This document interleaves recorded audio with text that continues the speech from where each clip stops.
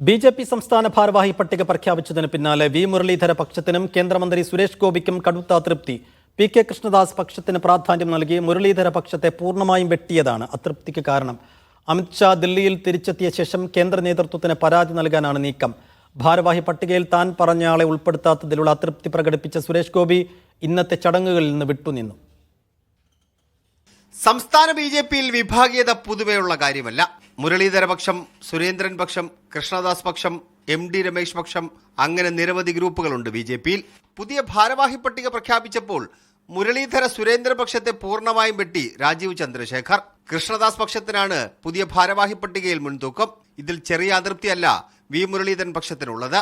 General സെക്രട്ടറിമാരിൽ ഒരാൾ പോലും മുരളീധര പക്ഷത്ത് നിന്നില്ല. നേരത്തെ ജനറൽ സെക്രട്ടറി ആയിരുന്ന സി കൃഷ്ണകുമാറിനെയും പി സുധീറിനെയും വൈസ് പ്രസിഡന്റാക്കി തരം താഴ്ത്തുകയും ചെയ്തു. അമിത്ഷാ ഇന്ന് കേരളത്തിൽ ഉണ്ടായതുകൊണ്ടാണ് അതൃപ്തി പരസ്യമായി പ്രകടിപ്പിക്കാത്തത്. അമിത്ഷാ എത്തുന്നതിന്റെ തലേ ദിവസം തന്നെ പട്ടിക പ്രസിദ്ധീകരിച്ചതോടെ അതൃപ്തി പരസ്യമാക്കാൻ കഴിയാത്ത അവസ്ഥയിലേക്ക് മുരളീധര പക്ഷവും എത്തിച്ചേർന്നു. കേരളത്തിലെ പരിപാടി കഴിഞ്ഞ് അമിത്ഷാ ദില്ലിയിലെത്തുന്നതിന് പിന്നാലെ പരാതി നൽകാനാണ് മുരളീധര സുരേന്ദ്രപക്ഷ നേതാക്കളുടെ തീരുമാനം.